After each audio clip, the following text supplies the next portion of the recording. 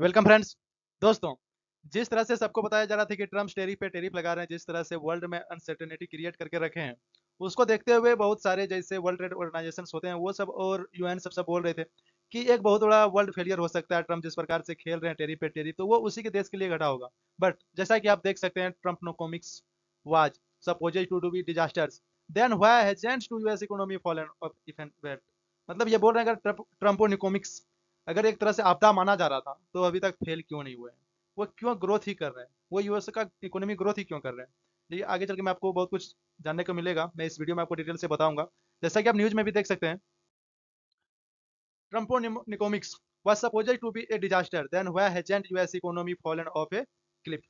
मतलब वो ये बोल रहे हैं कि अगर इस इकोनॉमी को जिस प्रकार से ट्रम्प टेरिफ पे टेरिफ लगा रहे थे, जैसे जापान पे 15%, इंडिया पे 25% और एक्स्ट्रा पेनल्टी लगाने की बात करें 50% भी बोल रहे हैं, और यूरोपियन यूनियन के साथ 15%, पाकिस्तान के साथ 19%, चाइना के साथ तो वो खेल ही रहे हैं। मतलब टेरिफ पे टेरिफ उधर चाइना वाले भी लगा रहे हैं, ये भी लगा रहे हैं, दोनों एक दूसरे पे टेरिफ वारी कर रहे हैं। तो उसके बाद भी यूएस का जो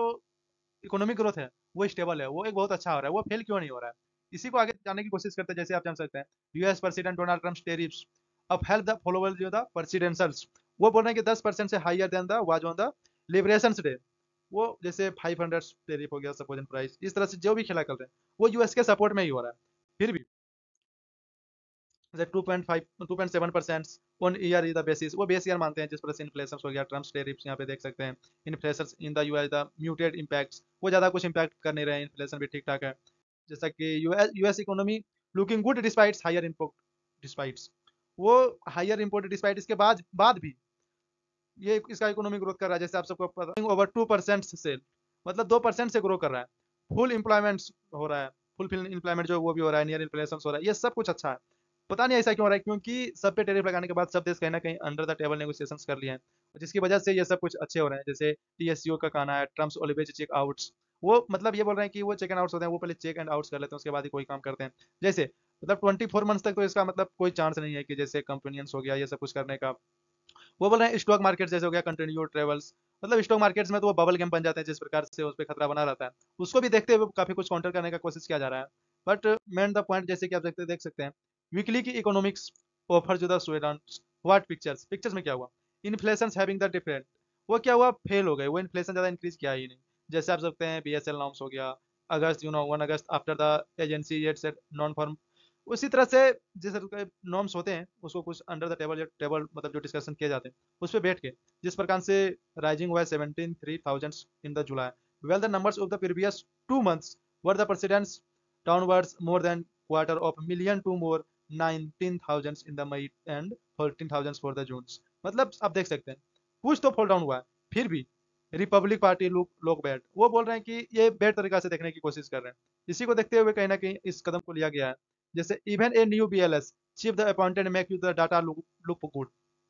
जिस तरह से सीएजे होते हैं, जैसे आरबीआई के तहत मतलब सीएजे होते हैं, कॉन्ट्रियल ऑडिटर जनरल, वो सब अपना रिपोर्ट देखते हैं, उसी तरह से यहाँ से बीएलएस है, जिस प्रकार से ये कुछ कर रहे हैं। काफी कुछ इस ऑफिसर को किया गया है। जैसे US considers good for bill dent consumption, वो सब क्या होते हैं, उस तरह को सब कुछ देखा जाता है। आगे भी जिस तरह से कार्रवाई किया देखते हैं। Given that the Trump's administration has the significantly high tariffs, virtual all US trending partner, जिस प्रकार से ट्रेंडिंग पार्टनर के तहत कुछ से कुछ काम करने की बात की जा रही है, जैसे इसमें यहाँ पे 15 to 20% की बात करने की कोशिश कर रहे हैं यहाँ पे।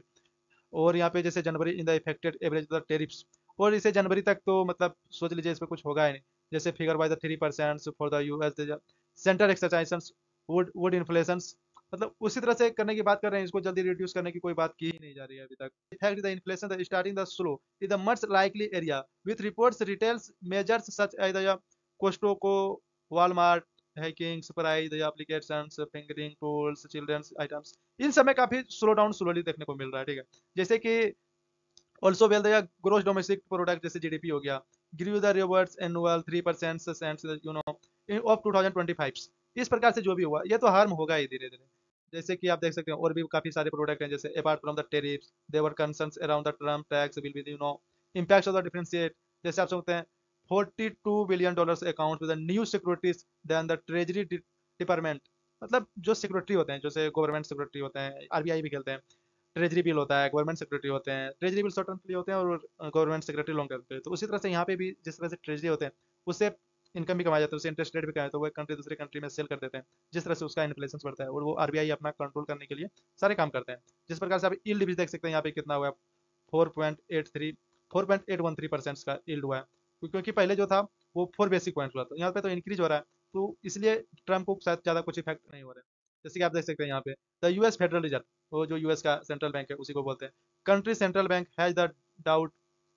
डोल मेडल इकोनॉमिक्स, क्योंकि आप जान सकते हैं अगर वर्ल्ड में अनसर्टेनिटी रही तो उसके वजह से ना सिर्फ यूएस है और भी बाकी कंट्री भी वो भी सदमे में आ सकते हैं। सदमे में आने का मतलब ये नहीं है कि उसे कुछ खांसी जुकाम बुखार हो गया, सदमे का आने का मतलब ये हो गया कि उसके ऊपर भी इम्पैक्ट उतना ही पड़ेगा, क्योंकि यहाँ के जो इन्वेस्टर है वो अदर कंट्री के भी होते हैं और अदर कंट्री के जो इन्वेस्टर है वो यहाँ के भी होते हैं, तो ये दोनों अपना गेम खेलने के चक्कर में, हाई प्रॉफिट कमाने के चक्कर में ओवर रिसेशन ला देते हैं, जिसकी वजह से काफी बड़ा प्रॉब्लम हो जाता है।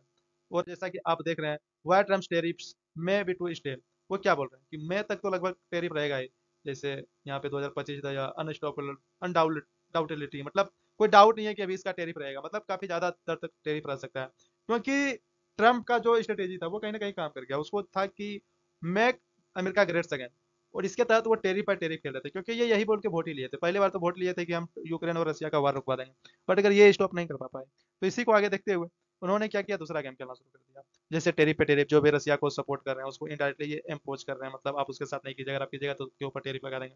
हालांकि जो नहीं सपोर्ट कर रहे हैं उसके ऊपर भी टेरिफ लगाया गया, जैसे जापान, पाकिस्तान, यूरोपियन यूनियन, ये सब तो नहीं सपोर्ट कर रहे थे रसिया को, बट इनके ऊपर भी टेरिफ लगाया गया, क्योंकि उसका तो मकसद कुछ और था। खैर छोड़िए, ये सब चलते रहेगा, आई होप मैं इस वीडियो में आपको सब कुछ सिखा पाया। थैंक्स।